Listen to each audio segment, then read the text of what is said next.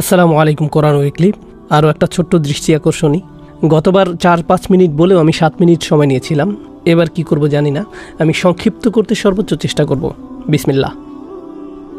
আজকে আমি আপনাদেরকে মেজাজ ও রাগ নিয়ন্ত্রণ সম্পর্কে বলতে চাই, কিন্তু আমি নিজের কোনো মন গড়া বক্তব্য দিতে চাই না, বরং আল্লাহ কিভাবে এই বিষয়টি তুলে ধরেছেন এবং ব্যাপারগুলোকে সংশ্লিষ্ট করেছেন সেটাই উপস্থাপন করব, যেন আপনারা একেবারেই ভিন্ন এবং নৈর্বৃত্তিক আঙ্গিকে ব্যাপারটা চিন্তা করতে পারেন।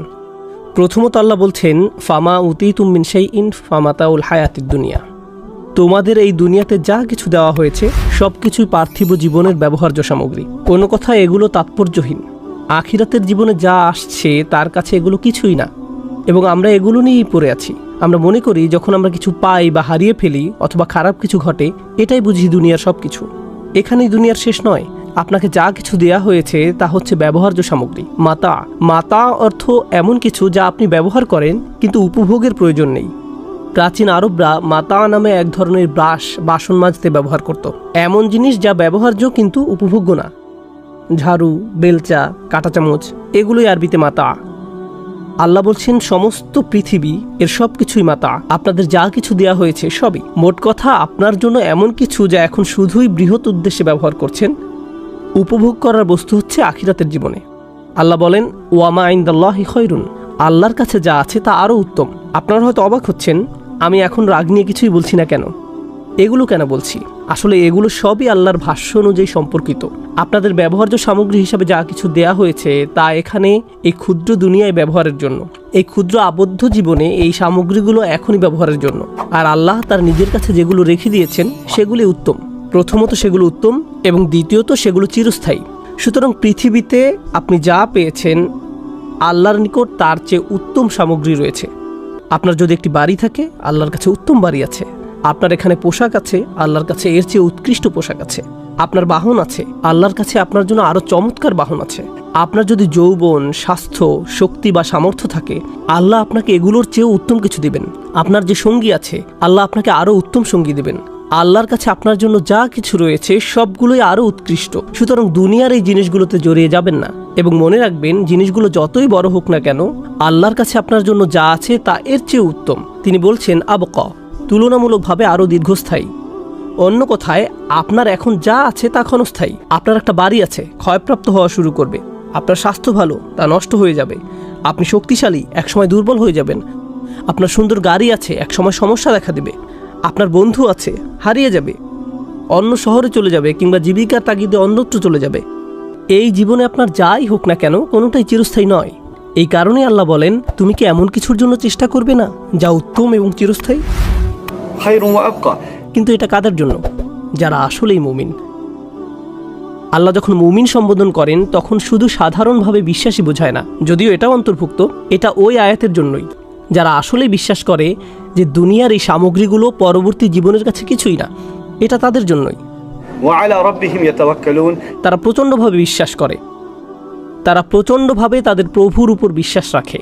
এর মানে হলো, এটা প্রকৃত অর্থেই বিশ্বাস করতে হলে আপনাকে আল্লাহর উপর অগাধ বিশ্বাস স্থাপন করতে হবে যে তিনি পরবর্তী জীবনে আপনাকে এমন কিছু দেওয়ার প্রতিশ্রুতি দিয়েছেন যা আপনি কখনোই দেখেননি, এমনকি গন্ধও নেননি, শুধু শুনেছেন।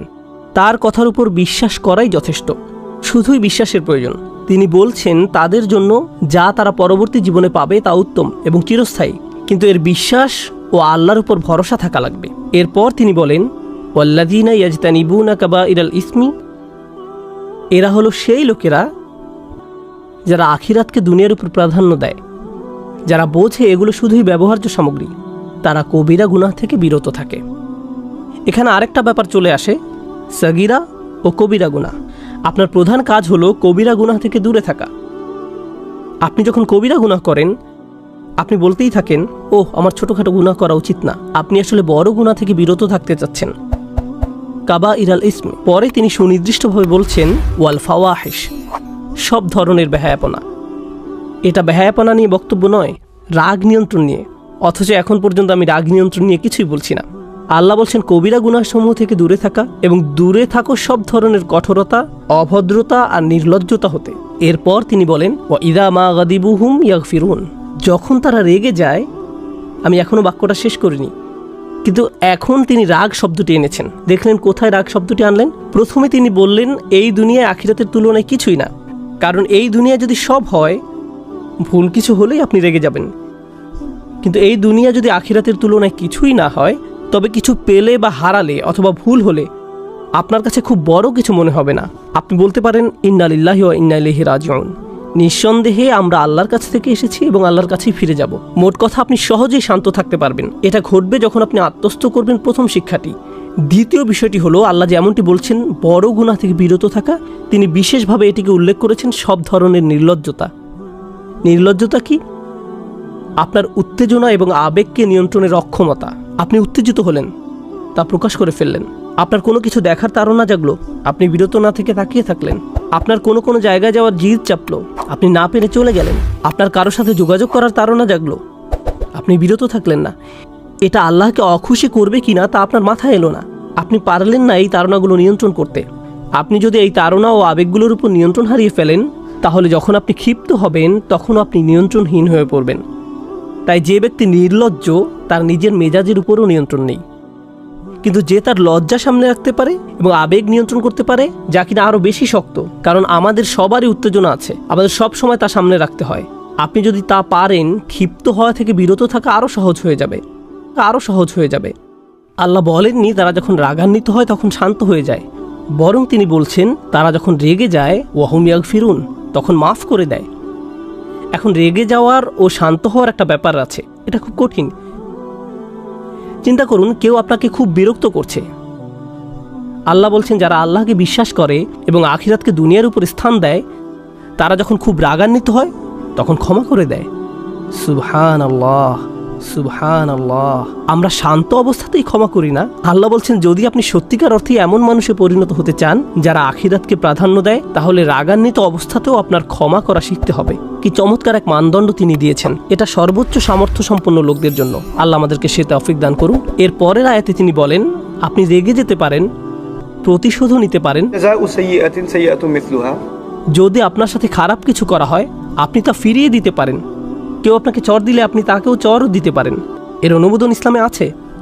প্রতিশোধ ইসলামে অনুমোদিত, কিন্তু ন্যায় বিচারের স্বার্থে ব্যক্তি পর্যায়ে না হয়ে বিচার ব্যবস্থার মধ্য দিয়ে যেতে হবে, এটা ইসলাম অনুমোদিত।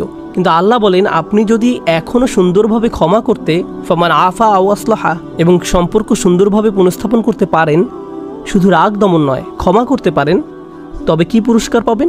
আমি কেন প্রতিশোধ নিব যখন আমার ক্ষমা করা উচিত? কেন আমি একটির পরিবর্তে অন্যটি নেব? তিনি বলেন ফাআজরুহু আলাল্লাহ।